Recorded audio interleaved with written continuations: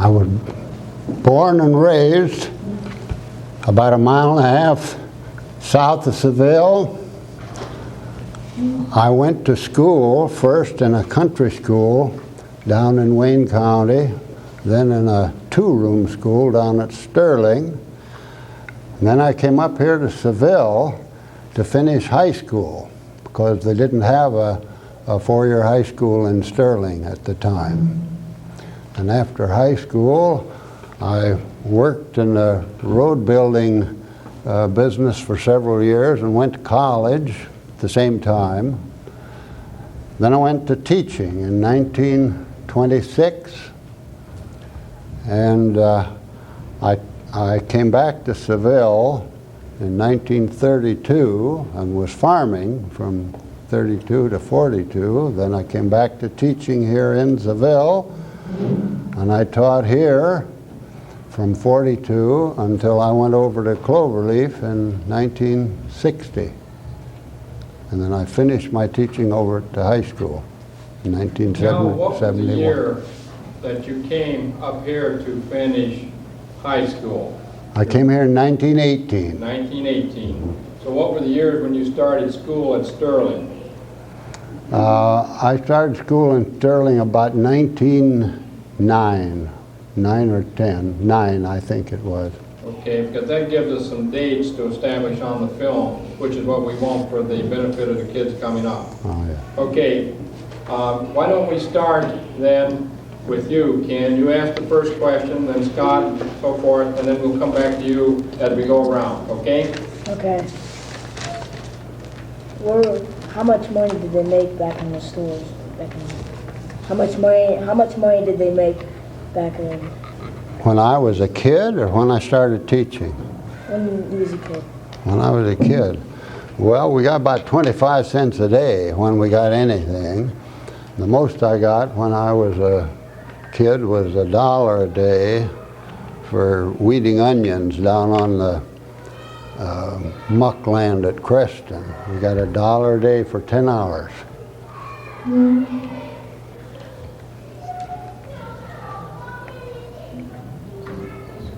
Was the food different then? Was the people? Remember to speak up. Okay? Somewhat. I can hear him on. Somewhat, but we raised most everything that we ate. We had what at that time was regarded as a pretty large farm. We farmed about 200 acres, and we raised all our own meat. We butchered our own cattle. We butchered our own hogs. We had chickens. We had ducks. We had geese. We had turkeys. We had sheep. And we had an apple orchard. And we raised almost everything we ate. About all that we ever bought in town was flour and sugar. When through the years when you had stores, what were the prices like for bread and all that? Oh, I couldn't tell you because we didn't buy bread. My mother baked everything that we ate, but it would have been just a very few cents a loaf, I know. Okay, how did you heat your houses? Well, we heated our houses with wood stoves when I was a boy. Okay, and what kind of house did you live in? Well, we lived in a plain old frame house. If you're familiar, the house next door here, east of the schoolhouse, is somewhat like the house I grew up in. And there were a lot of houses about like that on the country roads that were built back around 1830, 1840, that period, and they were very much alike. How long did it take to build a house? How long did it take to build a house? Well, I don't know. I wasn't there when they built those houses. I wouldn't know. I couldn't answer that. Okay. How many rooms were there in the house? How many rooms? The house I was raised in, there were 6 rooms, 3 down and 3 up. And then there was a kitchen hung on the one end of the house. You see that in the old houses very often out in the country, a kitchen off to the end of the main part of the house. Okay, what kind of materials were used to build houses? Most of them were built of wood when I was a boy. Okay, how many acres did it take to build a house on? How many Acres. acres? Well, most farms then, in Medina County, most farms were about 100 acres, especially right around Seville. Seville, this area was laid off in strips of about 100 acres. Okay, what tools did they use to build your house? Well, all hand tools. There were no power saws or anything like that. Okay, how were the basements dug? The basements? Yeah. Well, the basements were usually laid up out of stone, sandstone, mined up here on the ridge, as we called it then, and quarried up there.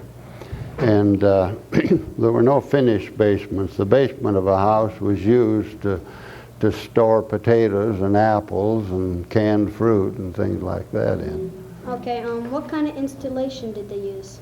None. Huh? Okay, how did they make 2-story houses? Well, most of them were either 2 stories or what they called 1.5. And you see a lot of those, the old houses, that the upper floor is cut off by the roof, and the room will be high enough to walk in the middle, and then out toward the sides it gets down to it's only about so far from the floor to the ceiling. Okay, what kind of roads did you have? Just plain dirt. I remember the first pavement being laid in Seville here. Our streets when I was a boy were dirt, and in the winter and spring they were mud. And the first pavement was laid here in Seville, I think, about 1912. There's these brick pavements. You can still see the original pavement here in this part of town. Okay, do you know what year they built your house in? The house I live in now, Or no, the one you used to live in? well, probably around 1840. I don't know any closer than that. Okay. Where did you go to school at? You stayed at the longest. Like, you probably went to a couple different schools, but which one did you stay at? Well, I went to Sterling School the longest period of time, yeah. Was it a one-room school? It was 2 rooms. 2 rooms. Then later they added a 3rd room and had a 3-year high school in 1 room. How many children did you have in each grade level then? Do you remember? Oh, I suppose it varied from 10 to 15. I've been told that there used to be little schools almost on every corner in the township at one time or another, and the consolidation back at that time was quite an issue also. Do you remember any of those schools? Oh yeah, I remember a lot of the old schools. I started in one of the 1-room schools, but they weren't on every crossroad though. They were in Wayne County, where I started the school. That's the congressional survey where it surveyed off in mile square sections. You don't have that up here in Medina County. And there they were on alternate crossroads. There was a road on each section line normally if creeks and bogs and things didn't interfere with it. And there was a schoolhouse on the crossroads so that you walked normally about 2 miles to school. You hear the old timers tell how they walk 4 or 5 miles to school, but you know, the older they get, the longer that distance gets. We walked into the north end of Sterling, and it was about 2 miles around the roads from our place. If we cut across the fields, as we often did, we shortened it up a little bit. What grade did this school go up to? Like, Our schools were grades 1 to 8. all in one room in the country schools. And at Sterling, where I went most of the time, there were 2 rooms. The first 4 were in one room, and 5 to 8 in the second room. Can you remember what your enrollment was for the 4 grades? Oh, it probably ran 60 on an average, or thereabout. You got in the upper grades, the boys get in the upper 7th and 8th grades, they only came in the winter. They stayed at home in the fall and spring to help with the farming. But most everybody were farmers then. When you were in class and you had the rooms where you had the 4 grade levels, were the boys separated on one side and the girls on the other? No, we weren't separated that way. But when we recited, you see, when you had so many classes, you had what they call recitation benches up front. Long seats like a church pew, you know, and they're not quite as comfortable or ornate. And when your turn came for your class to recite, you marched up there and sat in a row on this bench, right side by side, close together. And when you were called on, you had to stand up and recite on your feet. And that was a real test sometimes to be able to stand on your feet and recite. But you had to do it that way. Do you remember any teachers? Oh, I remember some of my teachers real well. Mr.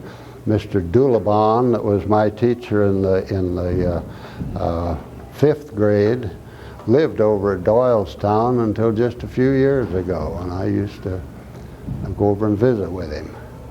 And I remember a Mr. Craddock from up at Wellington that taught along about the 7th or 8th grade, I forget just where. And he made so much money teaching school down at Sterling that he went and studied medicine, and he became quite a prominent physician in Columbus. Was there a principal? In the last few years that I was at Sterling, there was a principal, because then they had added a 3rd room and had a little high school, probably enrolled about 20 or 25 students in there. And they called him the principal then, and he supervised the 2 grade school rooms to a certain extent. Was the grading system the same? You mean how our papers were marked, or that? Well, like, was it A, B, C, or? No, our papers, as I recall, were usually graded in numbers. You got 85, or you got 90, or if you were teacher's pet, you got 100. And what about on your report cards? They went on the report cards in numbers. Mm-hmm. Okay. Did you have recess? Yes, we always had a recess, the middle of the forenoon, the middle of the afternoon, about 10 minutes. And then at noon, we always had an hour off. And that's when we played baseball. And at Sterling, in the winter, we used to try to, every kid had a pair of skates, a pair of ice skates, almost every kid. And we used to run back to the creek. It was just down across the field, about 8 or 10 rods from the schoolhouse. And we used to swallow our lunch and run down to the creek, strap on our skates, and see if we could get to Rittman and back in an hour without being tardy. Because if you were tardy, why, you had to do extra time. And sometimes we were tardy. No different today. Mm-hmm. How many hours did you have on a school day? Well, as I remember, we began at 8 and we dismissed at 4. And we had an hour off at noon. We had 2 10-minute recesses out of that. So we went to school about, what would that be, about 6 hours and 40 minutes, wouldn't it be? Of actually being in class. Five.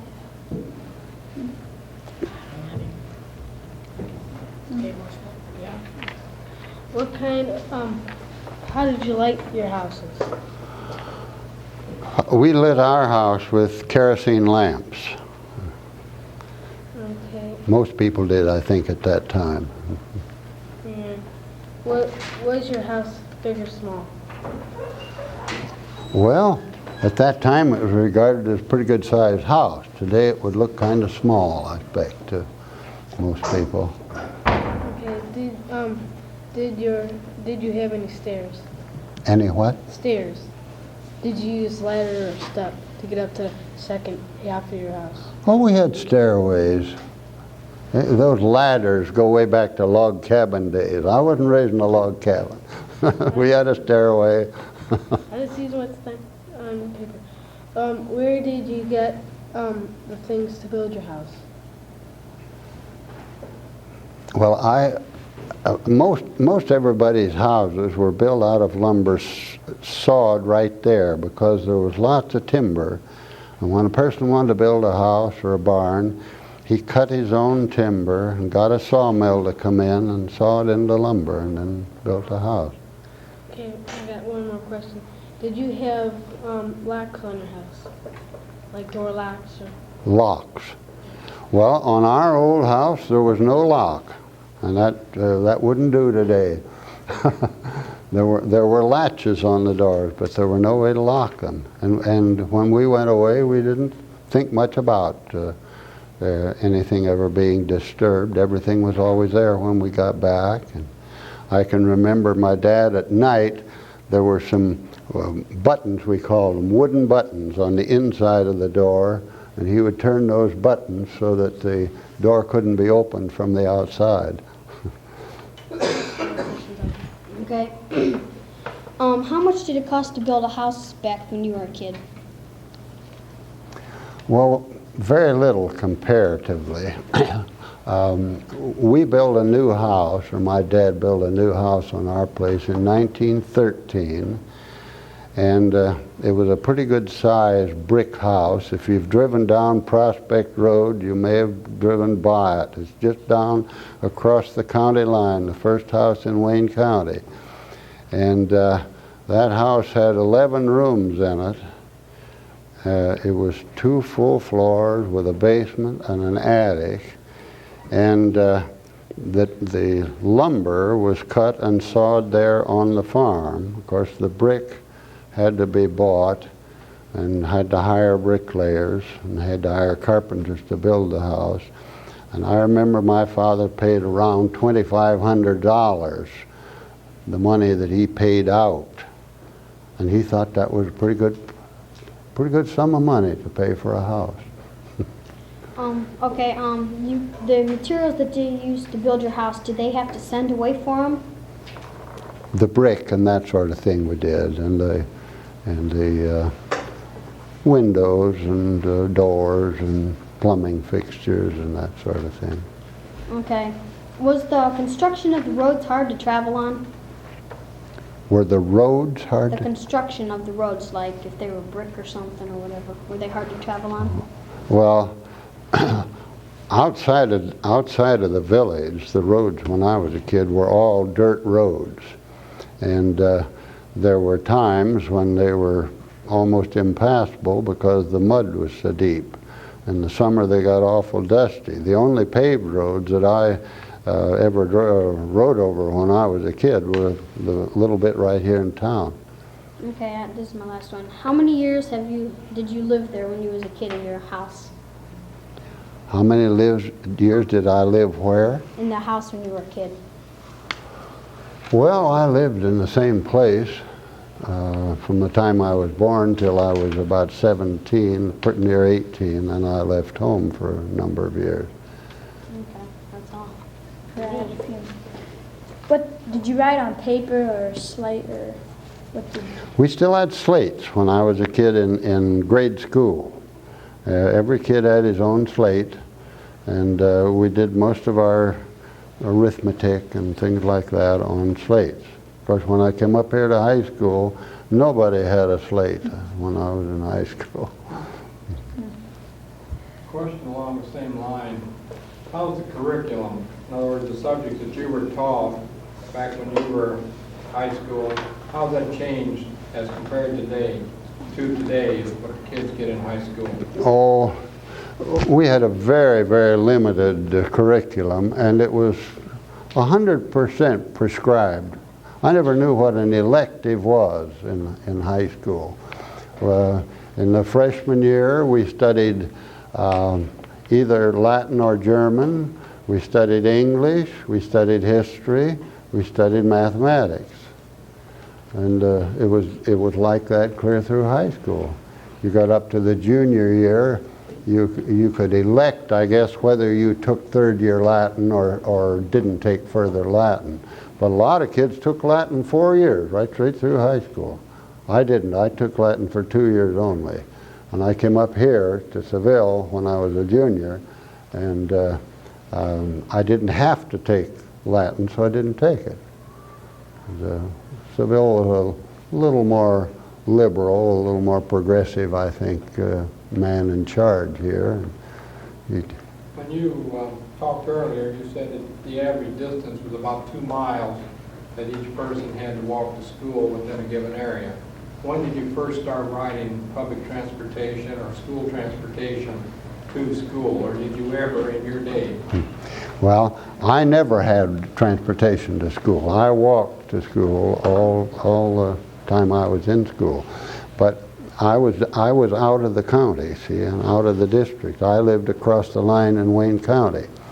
But here in Guilford Township, this school was centralized, they called it then, in 1916. And the country schools were closed, and everybody was hauled in here to Seville. And they were hauled in on horse-drawn kid wagons, we called them then. And I don't know just when they changed to motor transportation, but I left here in 1920, and I didn't come back till 1933. And sometime in the interim there, I sort of presume it was in the early 20s, they switched to motor transportation. But I went to teaching in 26 down below Columbus, and they had motor-driven school buses there at that time in Pickaway County. And when you left here in 20, you said, and you started teaching in 26, where did you go to school? Or was the high school credits that you had, was that sufficient at that time to go into teaching without going any further, or did you have to go to some kind of a college preparatory school in order to? No, I had to go to college. They had done away with those old, what they called a Boxwell examination. People used to finish the 8th grade, take a Boxwell examination and turn right around and go to teaching without any formal school beyond that, if they could pass the Boxwell exam. Do you have a chance to have a copy of that anywhere? No, I don't know that I ever saw a copy of it. But I know that there was a lot of questions on arithmetic, history, English, and that sort of thing. Did you have holidays off? We had a little vacation at Christmas, yeah. And we had Thanksgiving Day off, of course. Did you have a band, a school band? No school band. I never knew what a school band was when I was a kid. In fact, we didn't have any kind of music instruction in school all the years that I went to grade school. That's all I have. What about team sports? Now, do you remember anything about the teams? Did you have sport teams back at those times? They were just beginning it. When I came here to Seville, they had just started basketball here, and we played over in what's the cafeteria now. That was the auditorium, and it had a balcony clear around it on 3 sides of it, and the stage where the kitchen is now. And we played basketball in there. We had no coach. The Baptist minister next door here came over and taught us a little bit about the game, and we actually had a little bit of inter-school competition. We used to go to Leroy and Lodi, and on out west there to there was an electric line ran west to Mansfield, and we'd go on the electric line out there and play at some of these little schools like Polk and Nankin, and I don't remember the other places. It was pretty primitive, I tell you. What was the most popular sport back at that time? Well, Nancy, when she was here earlier, talked about baseball and the fact they used to walk to Sharon Center. Baseball undoubtedly was the more popular because there wasn't anything but baseball and basketball. And baseball, we played both spring and fall. And we could play it after school before we had to go home and milk the cows, you know, and that sort of thing. And What did the young people in the community do after high school? You know, the young group, all the 20s, early 30s, that age bracket, what did they do for recreation and sport after a day's work or whatever they did?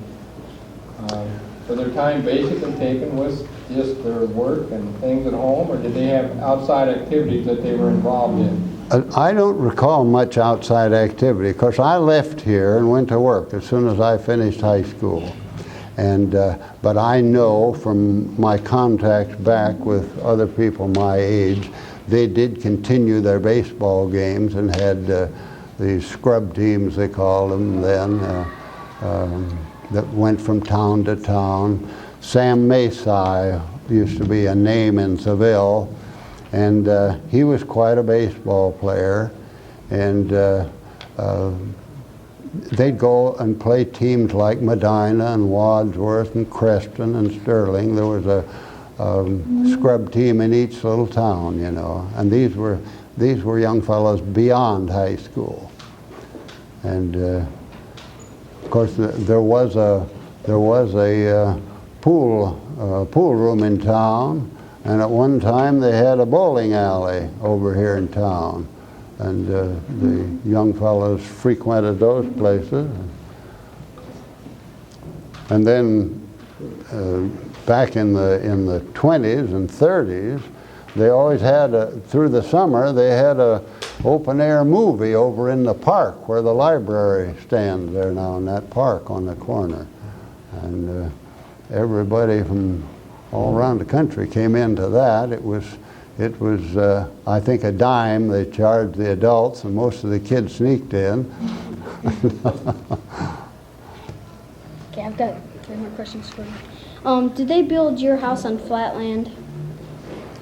My house was built on flat land, yes, south of town here, between here and Sterling. That's all pretty flat down there. Okay, did they use tractors to build your house? We didn't have any tractors then. The first tractor I remember of was about 1924 or 5 was the first tractor I remember in this part of the country. Okay, did they have apartments then? No. Cal, can you give us, I don't mean to interrupt, but I'll get back to the children in a minute. Can you give us a description of what the school was like when you were here in high school? How much of it was here as compared to what's here now? And I know this part here is a new wing. But how about the school that you first came? Because Well, the front part was built in 1916. 16, when the year they... So it had to be a pretty new building and probably quite an attraction at that time, That's right. I would think. Just the front part there was new. Now where the auditorium is today, there was an old brick building that was built in 1892. That was a new building in 1892. And I know that because my mother came here in 1892 from Mansfield to teach in that old school. And the front part then was built on in 1916. And the old part was used until 37. Now in 1937, we got a government grant.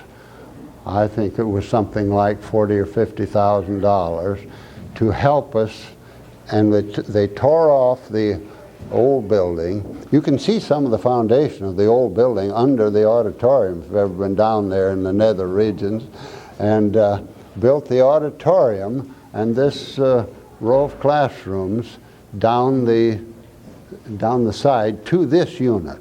Now, I've forgotten the exact year this end was built on here, but it was in the 50s sometime, I think. I think it was 54. 54, that sounds about right. I could be wrong on that, but I know, like you say. Well, I'm sure, I know it was in the 50s. It was while I was teaching here that this was built on. You also commented earlier that your family was one of the first people to come into the district and teach. Can you give us some more background on that? Well, you know, it's kind of interesting. It's interesting to me. And to us too. You know, after World War II, there was a tremendous influx of ex-servicemen into the teaching profession. And the same thing was true after the Civil War. My grandfather was a veteran of the Civil War. When he got out of the Army, he went to a little college down at New Athens, down in southeastern Ohio here, for a short time, and he went into teaching. And he was teaching down at the academy in Canaan. Now this for the benefit of these kids. When they didn't have high schools, they had what they called academies. If you wanted to go to college, or you wanted to go into any profession or study law or something like that, you went to an academy. Then you went from there on to a higher level of school. Well, my grandfather taught the academy down at Canaan. In 1868, the school board here in Seville bought the academy and turned it into a public high school. And my grandfather came up here to teach the first public high school in Seville. And he taught in that old building. Incidentally, the old academy building is still standing. It's over here on the south side of the street, right across from the foundry there. I can't think of the name of it. I think there's still printing across the front of it, Seville Lumber Company. I think you can still see that there. And up on the inside, up on the second floor, you can still see some of the old slate blackboards in place up there. You could at least a few years ago. And that's where the first public high school was taught here in Seville. And as I said a little bit ago, in 1892, they moved that building over to where it is now and built the old brick here. Where did the academy stand originally then? How's that? Where did the academy stand originally? Right here. Right here? Right here on this lot. I don't know the exact location, whether it was on the front of the lot or the rear, but it was right on this lot. This has been a school lot since 1850.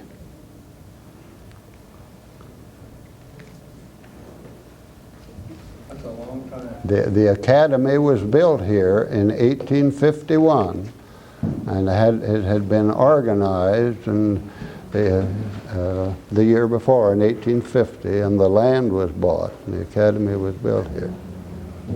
How many teachers were in the building at that time when it became a public high school? How many teachers were in the building total? I have no idea. I have no idea. Well, the few records that belong to my grandfather were lost when my parents died, and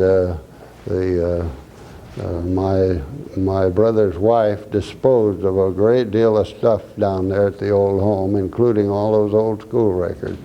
Never quite forgave her for it. But I have no way of knowing how many teachers there were. When I came up here in 1918 to go to high school, there were 3 teachers for the entire high school. And one of them was the superintendent, who taught about half-time. He liked to teach history, so he taught the history classes. Do you remember who he was? F.D. Riffey. F.D. Riffey. Anybody that ever went to school with F.D. Riffey never forgot him. What was so outstanding about him? Well, he was a real scholar to start with, and he was a good disciplinarian. He had a certain fund of humorous things that he could dispense, you know, and most of us liked him. We learned under him. Okay, I've got one last question. Is your house that you lived in when you was a kid still standing up, or is it? Did they? No, it's gone. Sorry. Okay. I think kids too, we've had a little misunderstanding. Cal was told by Mrs. Clevenance that we were to talk about schools. A school, Mr. McCoy there has been associated with schools as a teacher, a board member, for about 50 years, if I recall correctly. Isn't that right, Cal? Pretty near. He taught in the Cloverleaf District, 35 or 40 years, I think. But he was here at Seville itself for 18 years as a teacher. So that's the thing. Now, if anybody else has any questions that you'd like to ask pertaining to the school and early impressions, feel free to ask, because that's what he's here for. Okay. I would like to know if they, when you were teaching, did they have like fractions and dividing of fractions and multiplying? Oh, yes, we spent lots of times on fractions. I always liked to work fractions, too. And we also did an awful lot of memorizing in English classes and things. And I could memorize easily, and I liked it. I guess I could show off there, probably. It was always easy for me to memorize stuff. Somebody back here had a hand up. When the first school you taught at, what was the heat? I'm sorry, I didn't get that. And the first school that you taught at, what kind of heat did they have? Did they have a wood fireplace or what? Will you repeat What kind that? of heat? What kind of heat did they have in the first schools that you were in? Seats. Heating. Heat, oh, stoves. Just a big stove. Wood, coal. Coal or wood or both, yeah. Who kept it going? The teachers? Pardon? Did the teachers keep the stoves going? No. Where I started the school, the teacher had to make fire in the morning.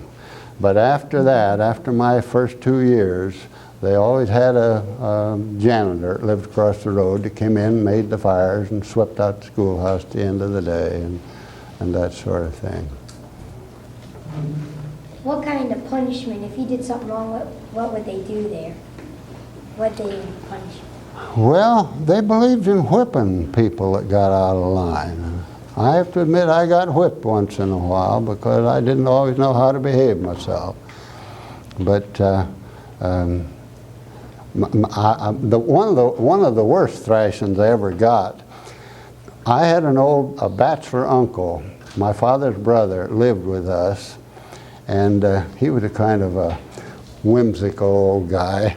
And he told me one day, he says, if you get in trouble, he says, you just tell teacher, scolding don't hurt much, whipping don't last long, and kill me you dasn't. So the next time I got in trouble, I lipped this off to the teacher. And I got a real doozy of a thrashing. And I didn't get any sympathy when I got home either. Okay, did they play tricks like at the school? My grandpa told me about they used to put skunks in the windows and then they have to miss school because it stunk in there. Did they have anything like that? Oh yes, kids were just as ornery 60 years ago as they are now, and they did a lot of things like dragging a skunk into the schoolhouse or tying a goat in the schoolhouse on Halloween, and goats are kind of smelly, you know. And I remember one thing that happened down at Sterling. They had a little electric bell system. You pressed a button that was operated on a couple of dry cells, and this signaled the class changes and the recesses and things, you know. And some of us stripped the insulation off the wires and tied a string around the one so that we could go outside the building and pull this string and short the thing and ring the bells. And we had that old principal almost climbing the wall before he finally found some kid pulling that string one day. So we were as ornery then as kids are now, I'm sure. Okay, your desks and chairs, did you have tables or separate desks and chairs? In the old country school, we had desks that two students, they were desks about that long, and 2 students sat at each desk. Then we graduated from that when I went into Sterling, and each child had his own desk. There was a desk here, and the seat was on the front of the desk behind. You've probably seen some of those old style things, but we never had tables and chairs, no. Okay? Did you have indoor plumbing? Did what? Did you have indoor plumbing? No, I'm sorry, we didn't have indoor plumbing. We didn't even have indoor plumbing when I came up here to Seville, 1918. I don't know when these indoor fixtures were put in here, sometime after 1920, because they still had the old Johns out in the backyard here.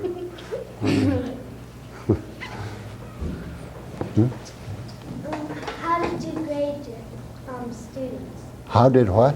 How did you grade your students? The letters or numbers?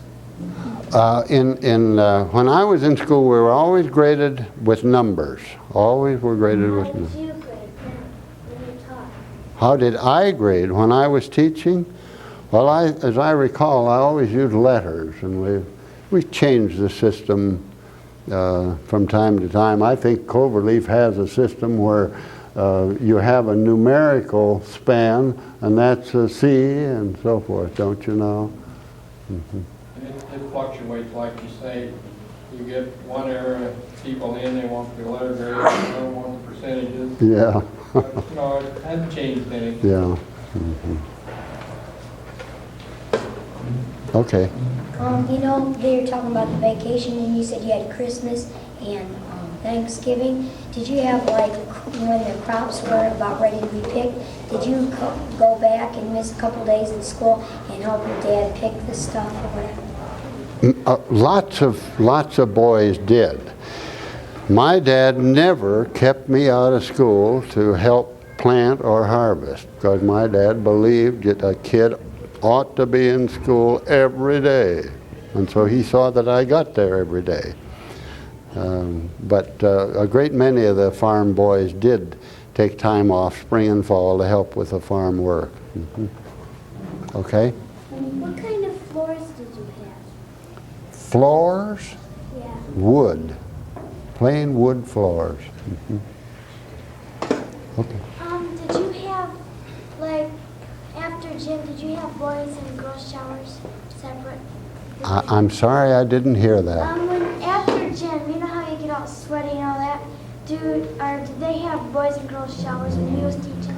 We never had a gym class when I was in school, and we never had any showers either. That came after my time. Okay. You said they didn't have indoor plumbing, and when the teachers went into the outhouse, did you ever lock them in so they couldn't come back out? I'm sorry, I didn't get all that. You know when they had the outhouses, did anybody ever lock a teacher inside of them? I don't remember that they did. I expect somebody probably thought of it, but maybe were afraid to do it. Okay, now, did you have a special room where the teachers could all meet and, like, if they were going to discuss something? No, that came after I was a kid in school. Even where I first started teaching, there was no teacher's room or teacher's lounge of any kind. That's a new advantage, a new addition. Did very many kids skip school and then go fishing and stuff like that? Oh, I'm sure some did, but I'm not going to tattle on them. What kind of swimming pool did you have, like swimming pools? You know, Swimming pools? swimming holes and stuff like that. Is that what he asked? Swimming holes, where did you go swimming? Well, the swimming pools were all out in the creek. They didn't have any indoors. But Chippewa Creek, you know, runs from Seville down through Sterling and on around. And Chippewa Creek was just back of our schoolhouse, about, 10, 15 rods. And we could go down there and peel off in a hurry and take a dip at noon.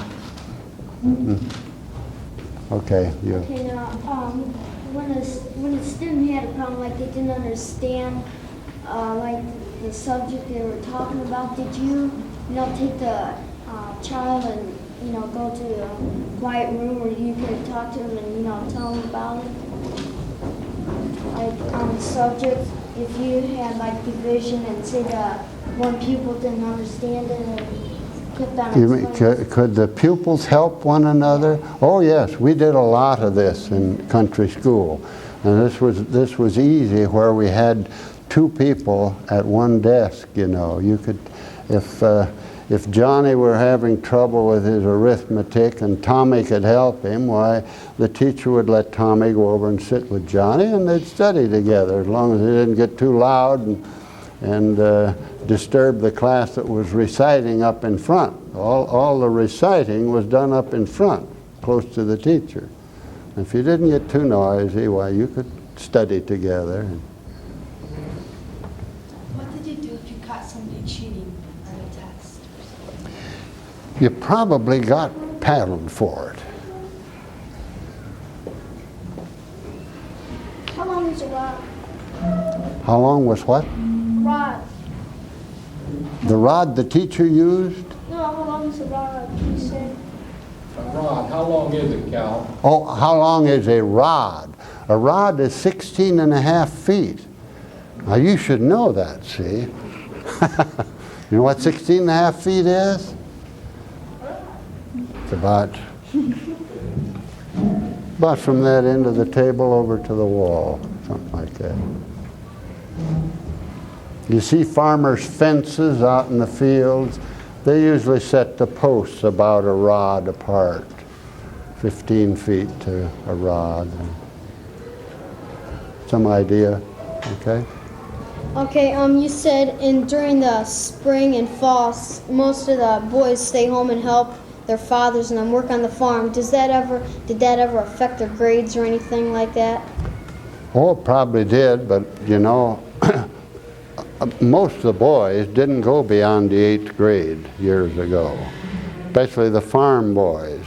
And a lot of people didn't think it was very important for farm boys to go beyond the 8th grade. They learned to do arithmetic and write a letter to Uncle Joe out in Missouri and that sort of thing, and that's about all they needed.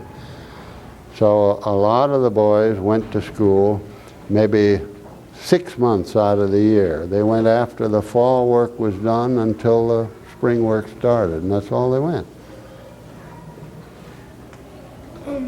Did other people used to pick kids up and when they're dressed, just dump them into the creek? Drop them into the creek? Yeah.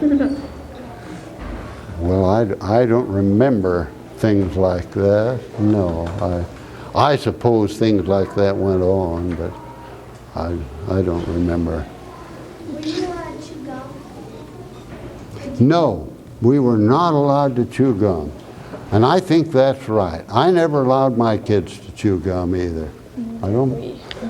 We're not allowed either, that's why they're asking. Yeah. I tell you, I was talking to a young lady over here in the bank just the other day who used to go to school to me. She works over here at the bank, and we were talking there in the lobby the other day, and she said, "Do you remember how you used to say to me, Miss so-and-so, will you please come up and put that disgusting gob of gook in the wastebasket?" And I did. And I used to tell these kids, I elected to teach school rather than farm because I got tired watching cows chewing their cud. And when kids chew gum, they remind me of stupid cows chewing their cuds.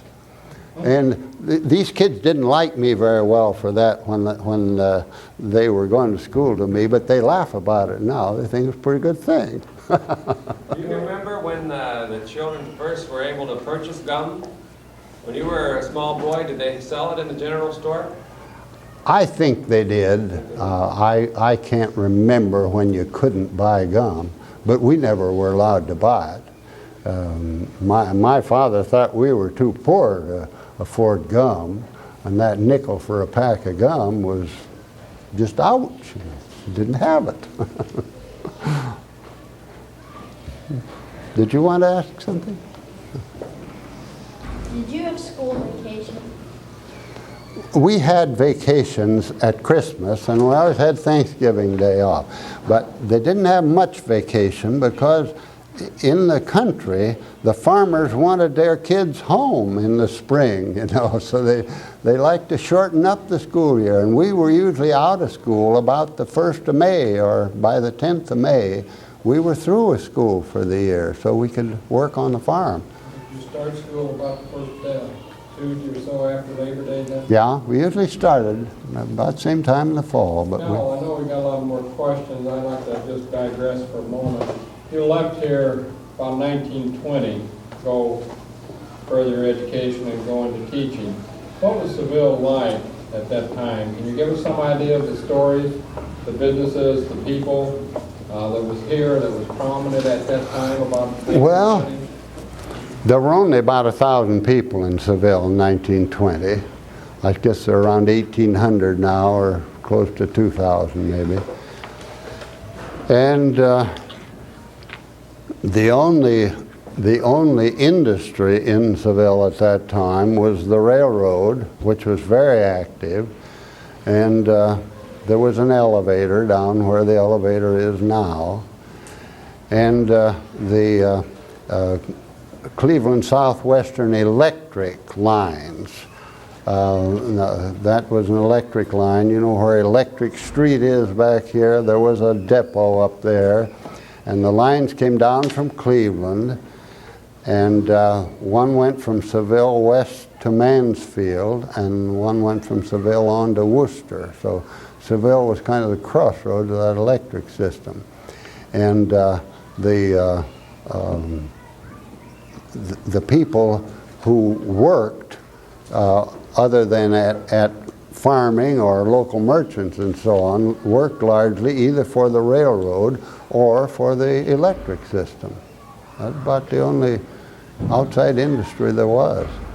What about stopover spots for travelers going through at night? Did you have an inn or anything like that? Seville Inn, was that there? Oh yes, yes. Seville Inn used to be quite a busy place.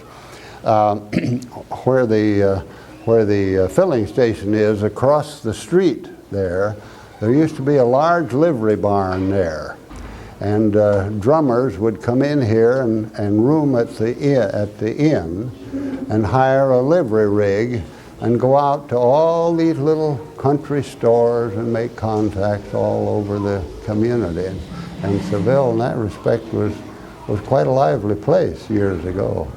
I think a lot of the students have difficulty understanding that even though the population has doubled, that in those days there was probably twice as much merchants and businesses in town operating than there are today because of the advent of the automobile and the roads and so on. That's true. You could buy almost anything in Seville when I was a kid.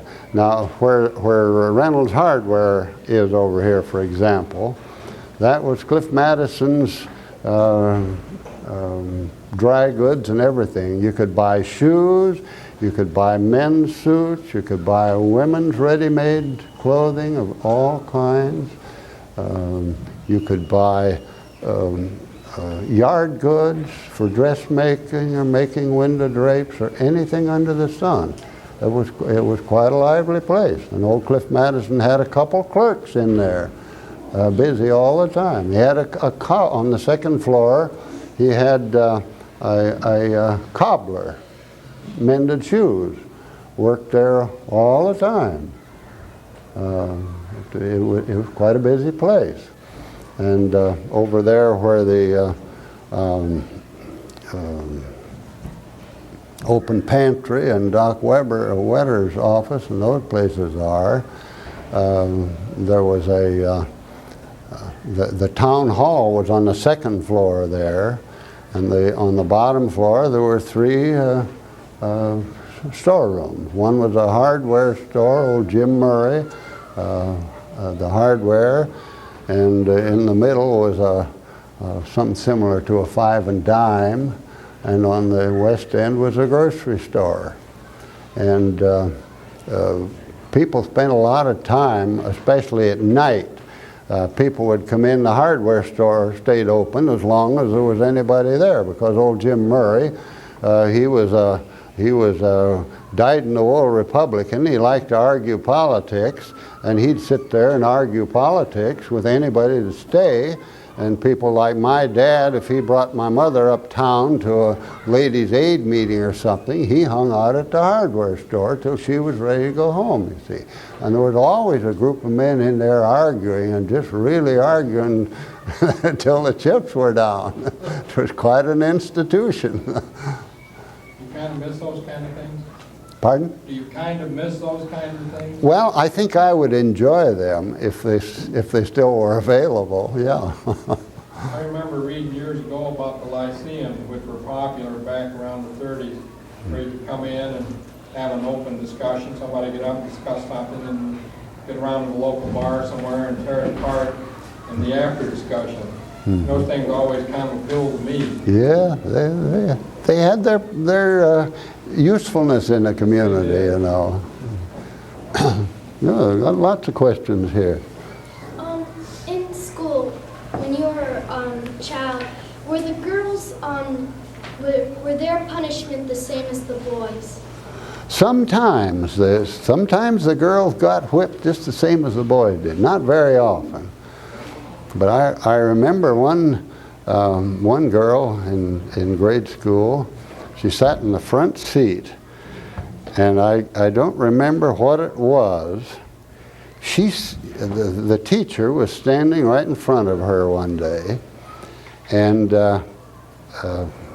for some reason this girl made some smart remark to this teacher. Don't remember what the remark was, but made the teacher mad, and just like that, he had his rubber hose. He always carried a rubber hose in his coat pocket. A piece of hose doubled, it was about that long. And she made this smart remark to this teacher. Then she laughed about it and put her head down on the desk to laugh. And he whipped that hose out and went right down her back, and he hit her to beat the band. I'll bet it raised welts on her back. She dressed her speech up in a hurry. But it didn't happen often that girls got whipped. Girls behaved better than boys. I suppose that was it, huh? Back there. Do you know the Seville Giants? Did I know the Seville Giant? Yes. The Seville Giant lived till about 1921 or 2.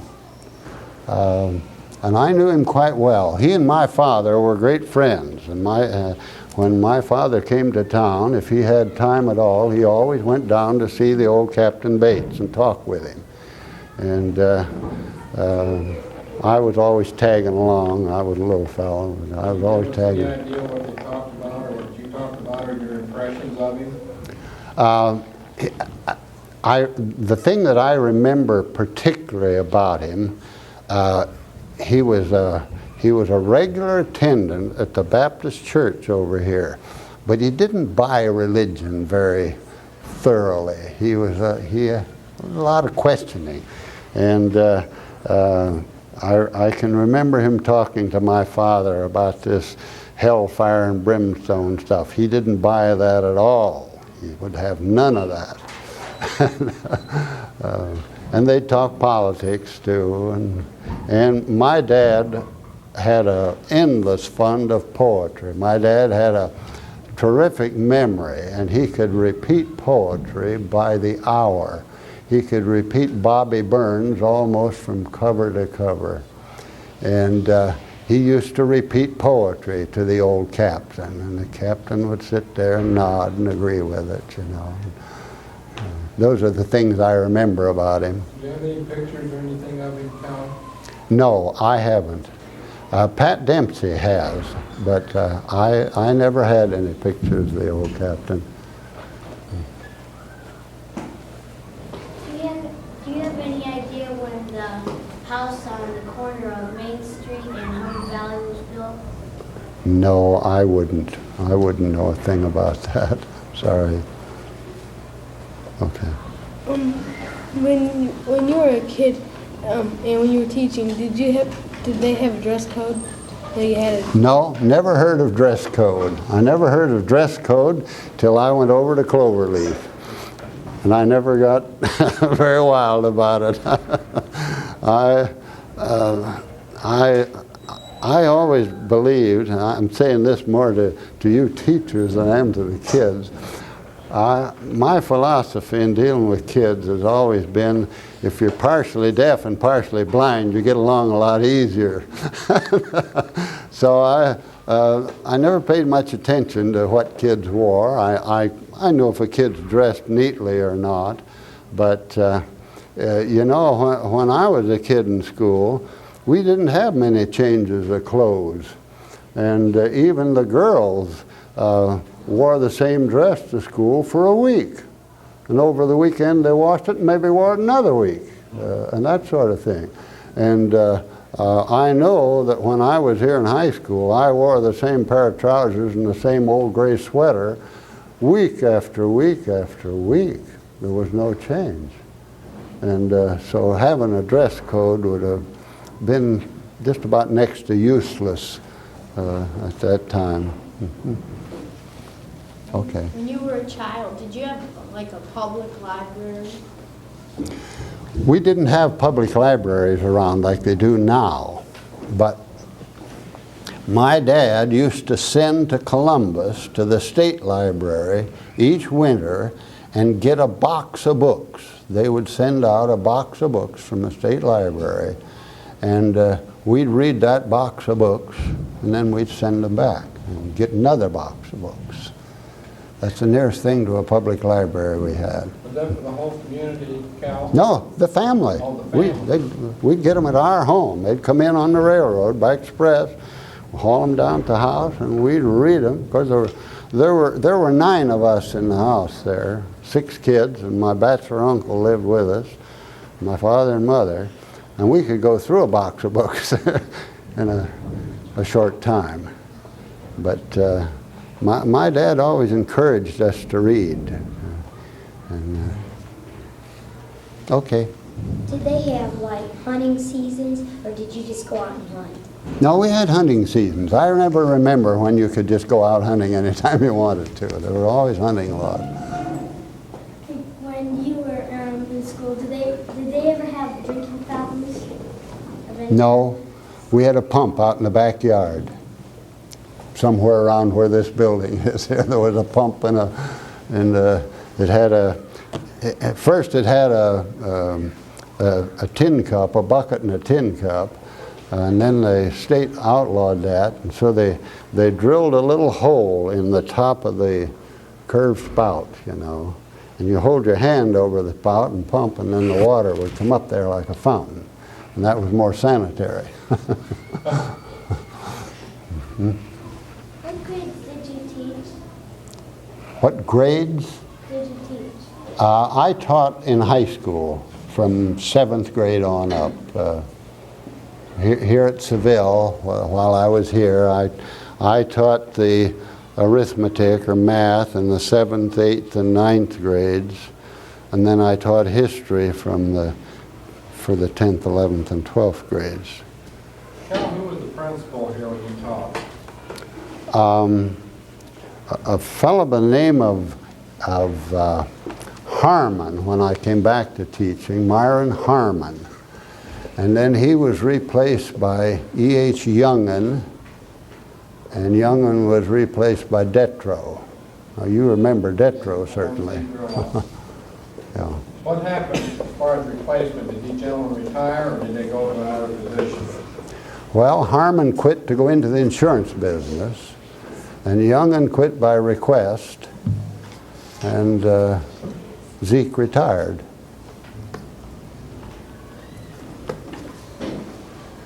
Any other questions? Tina, you have one? Oh, you want to get a shot on TV, huh? You know, Cal, I have to agree with what you're saying. I've been in the teaching business only 22 years altogether, so I don't find much difference in kids than when I started and what they are now. I've never been turned off by the kids in school.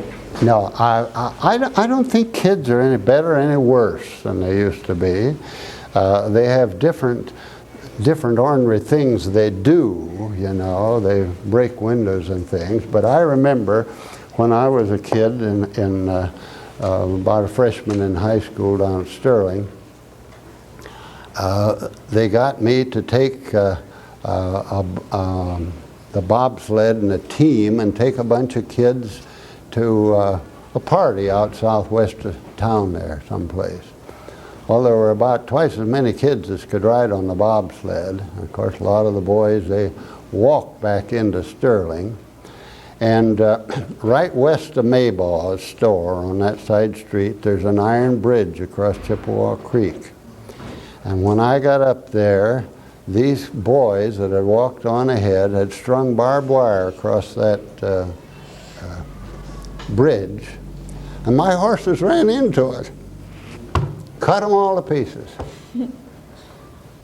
And that was just as ornery as anything, and just as thoughtless. I think it was probably thoughtlessness.